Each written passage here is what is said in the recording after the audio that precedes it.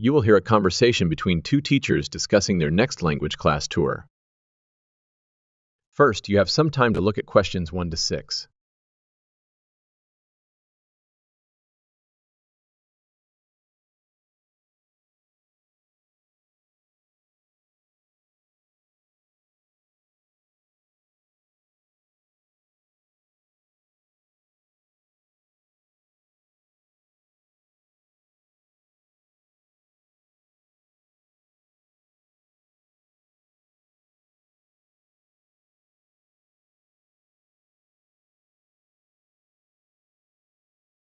You will see that there is an example that has been done for you. On this occasion only, the conversation relating to this will be played first. So, when exactly is our school tour? Is it on Tuesday or Wednesday? It can't be Tuesday because of the English tests. Right. Not Tuesday, but Wednesday. Yes, the whole day on Wednesday. We'll be taking a bus outside the city. Where are we going this time? Last month we went to Arthur Island, but this time we're going to the animal park. Arthur Island was cold. Hopefully, the weather will be better for this week's tour. Have you checked the forecast? Yes, it's not too bad. They say Monday will be sunny. That's good. But the weather will change after that. Not so good. On Tuesday we'll have showers, but on Wednesday, the day of our tour, it will be cold and cloudy. As long as it's not wet and rainy, I'm fine. We should dress warmly, but we won't need umbrellas. What time will we arrive? Let me check. The bus picks us up at 8:30 a.m., and then it's an hour and a half on the road, so we'll arrive at 10 a.m. Sorry, with the 15-minute break, it will actually be 10:15 a.m. That's early enough. The students can see the animals, have fun, and do whatever they want. One fun event planned is the birds of prey. What's that? They bring out eagles, falcons, kites, and other birds of prey. They throw pieces of meat into the air, and the birds swoop down and eat them. It's quite impressive. Sounds great. Birds of prey. Are there any other activities? We'll have a catered lunch at the park restaurant. In the afternoon, there's a choice between the reptile display and koala handling. In the reptile display, the students can handle live pythons and other snakes. I'm sure they'd rather hold koalas. Yes, but the koalas can only be handled if it's sunny, so I chose the reptile display considering the forecast. That's a shame. The Asian students would love the koala handling. I know, but we can't control the weather. What time do we return? We leave the park at 4:30 p.m., but we'll face traffic, so we won't get back until well after 6 p.m. It will probably be around 6:30 p.m. But that's better than last time when we didn't get home until 8:30 p.m. Before listening to the rest of the conversation, you have some time to look at questions 7 to 10.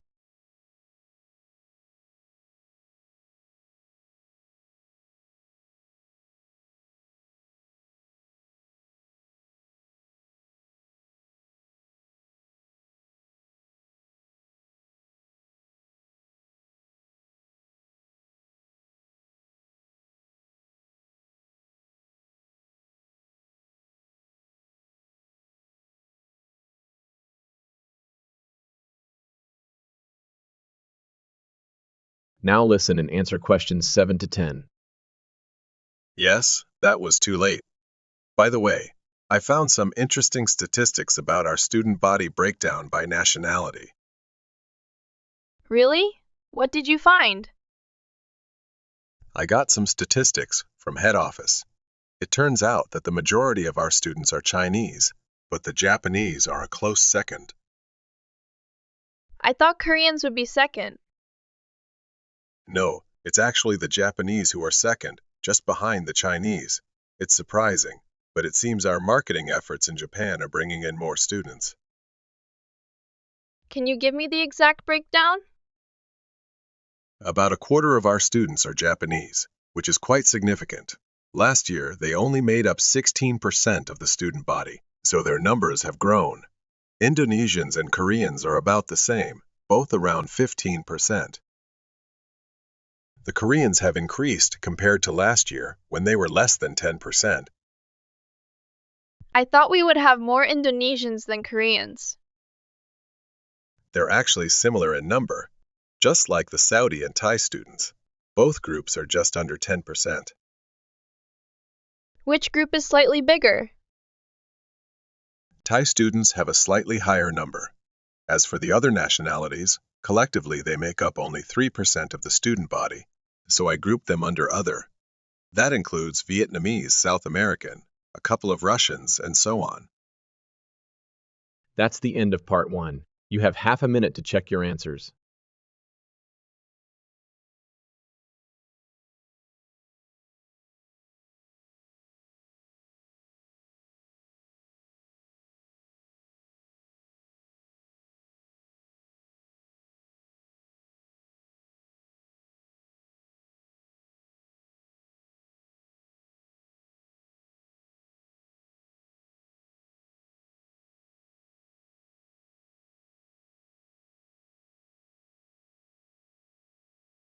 Now turn to part 2.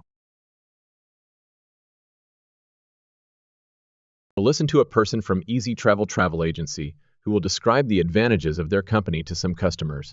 First, you will have time to look at questions 11 to 15. Now listen carefully and answer questions 11 to 15. Good day, everyone. I see that you all have an interest in traveling. Am I correct? Well, you've come to the right place because at Easy Travel, we offer the finest deals for fantastic destinations. Our specialty lies in eco-travel, which means we provide holidays that allow you to immerse yourself in nature and escape the chaos of big cities.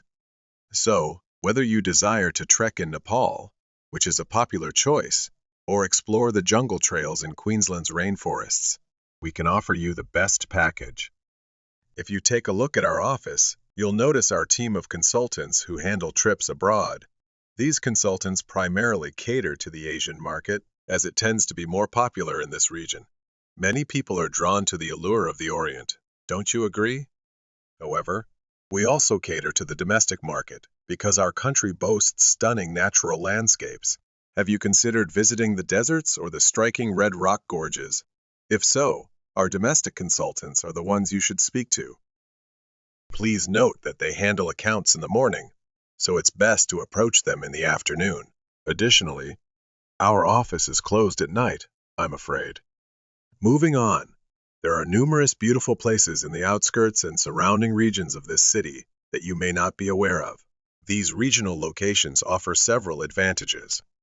Firstly, they are closer, allowing for day tours.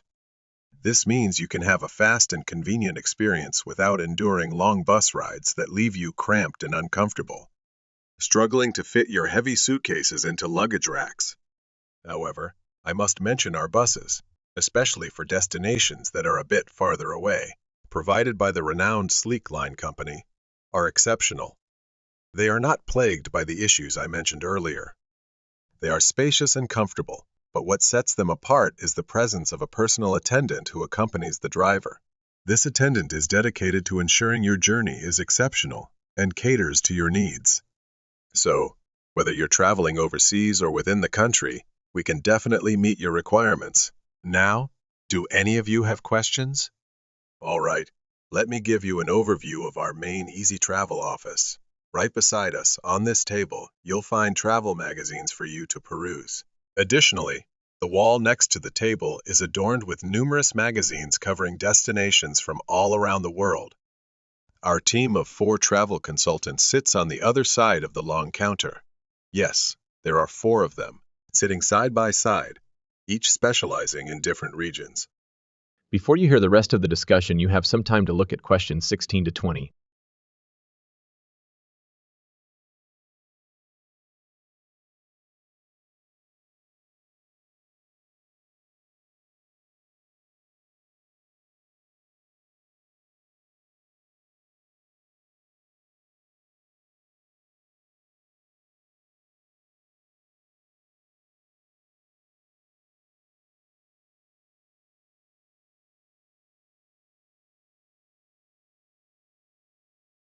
Now listen and answer questions 16 to 20. Allow me to explain their specific roles. Starting from the left, next to the plant, we have the local tours consultant. This consultant focuses on tours within the immediate vicinity of this city. Next to them is the regional tours consultant, who handles options spanning the entire state. Adjacent to them is the interstate tours consultant, responsible for organizing tours that involve either buses or planes. In the case of buses, we utilize the renowned Sleek Line bus service, as you may already know. Lastly, in the corner, we have the general inquiries consultant, who can assist you with any general questions you may have, not necessarily related to specific destinations. As I mentioned earlier, we also offer international tours. For that, you'll need to visit our larger office located through the door between those two plants. However, if your international tour falls within the Asian region, which is typically our most sought-after option, we handle those arrangements in a separate room opposite the international tours office, but not the one in the corner. To access that room, simply go through the door on the left, next to the cupboard. Please avoid entering the door next to it, as that leads to our general office, which is reserved for staff members only. That's the end of part 2. You have half a minute to check your answers.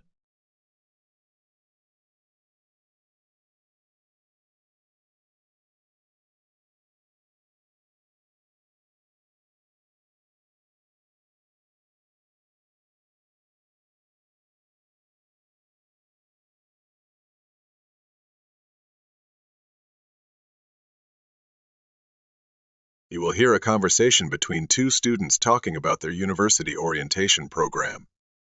First, you have some time to look at questions 21 to 24.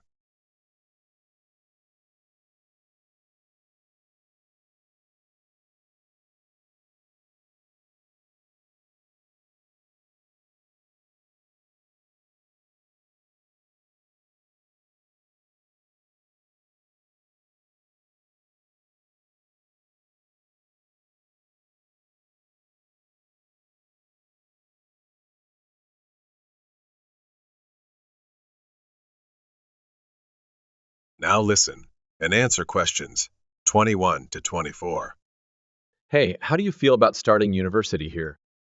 I'm a bit nervous, but I think I can handle it. The orientation program seems like it will be helpful. Definitely. I'm looking at the timetable, and it seems like we have some choices.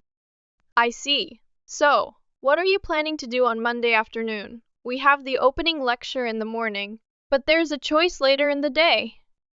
Well, the careers lecture might be useful, but I'm more interested in the Uni Tour. It's too early to think about careers, and I want to explore the university first. So, I'll do the tour. All right, I'll join you. We haven't seen much of the place yet, and we'll be here for 4 years.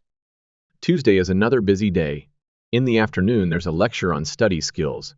But in the morning, we have another choice. Library tour or student union induction? What do you think?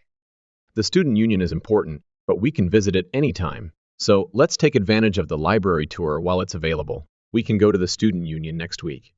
Sounds good. Now, on Wednesday, we have a free session in the morning, but after lunch, we can either visit the computer lab or attend a lecture on legal rights. Law and rights are important, but computers are essential nowadays. So I'm going to the computer lab. Don't you think knowing our legal rights is equally important, if not more? Our society is complex. Sure, but we can learn about it later. Let's skip that one. Okay. Let me check the timetable.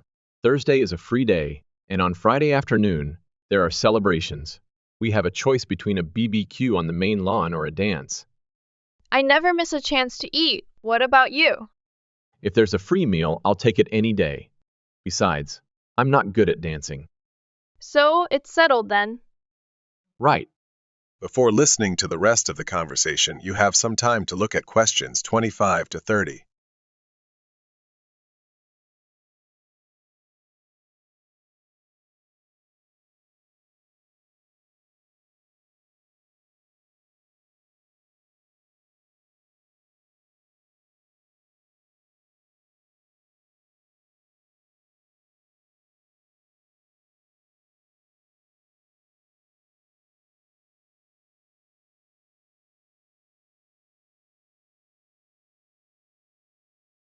Now listen and answer questions 25 to 30. Guess what? There's another interesting thing in the orientation booklet. It's about a style guide. What's that?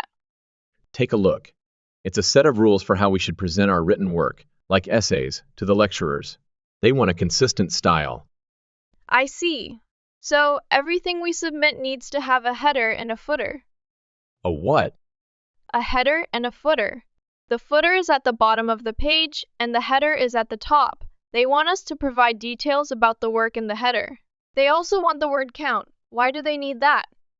I think the lecturers specify the word count for assignments, and they want to ensure we follow their instructions. Even the heading on the page has specific requirements. It should be 16 points, bold, and underlined. And subheadings should be 14 points, and the font for everything should be Arial. Yes, the main text should also be in Arial, size 12, with the header and footer slightly smaller at 10 points each. It makes sense. The size of each element corresponds to its importance. But why do they want the main text to be 1.5 spaced? The header and footer are single spaced. Maybe it's to allow the teacher to add comments or corrections and to make the text more readable. And we need wide margins on all sides, probably for the same reason. Plenty of space for comments. It's a bit intimidating, assuming we'll make mistakes. Also, look at what they want in the header and footer. The header should have the name of the work. Not the name of the teacher? No, the work. But I guess the teacher's name should be in the footer. Okay, it all seems logical. If a page gets lost, it can be traced back to the teacher with all this information. Right, it's all very logical, as you said. That's the end of part 3. You have half a minute to check your answers.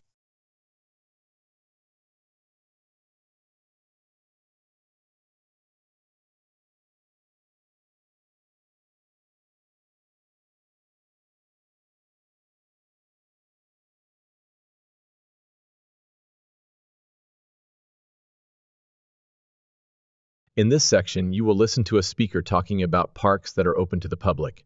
First, you will have time to look at questions 31 to 34.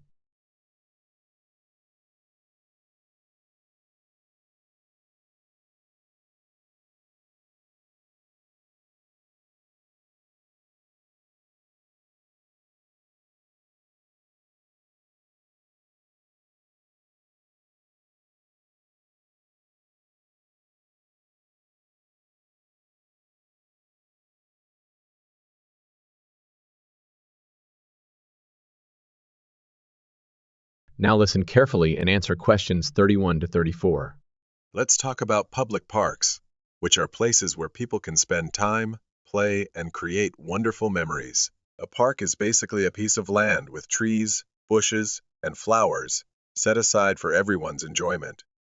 There are rules about how people should behave in parks, and sometimes there are additional features like playgrounds and sports fields. To keep the park in good condition and prevent insects, the grass is kept short. Some parks even have special plants and are called botanic gardens. On the other hand, there are wilderness parks that are left untouched to protect the natural habitat of plants and animals.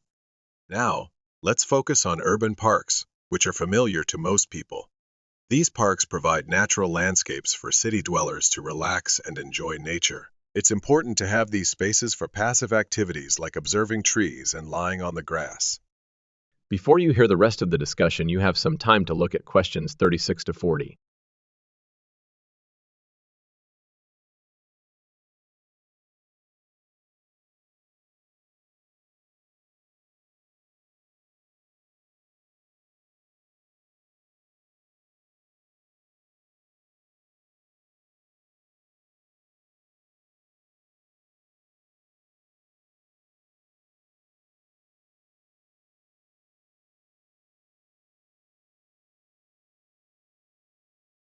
Now listen and answer questions 36 to 40. It might surprise you to learn that parks didn't exist in the past. 1,000 years ago, there were vast forests and open spaces around cities. However, as the population grew, these natural areas were encroached upon and destroyed. With the Industrial Revolution, people realized the need to preserve nature and provide access to it. The first purposefully designed park was Prince's Park in Liverpool, established in 1841. It was a generous donation from a wealthy merchant, and the council invested money to make it beautiful. They hired a landscape designer who created pathways and a central lake, setting the model for future large parks, including Central Park in New York. In addition to large parks, we shouldn't forget the smaller neighborhood parks. Although they may be small, they serve as a refuge in the midst of urban development. Many psychologists believe that connecting with nature is essential for our well-being, as it aligns with our innate affinity for the natural world. That's why efforts have been made to revitalize urban parks in cities like New York and London. Some cities, like Melbourne, are renowned for their well-maintained parks, including a world-famous botanic garden. That is the end of Part 4. You will now have half a minute to check your answers.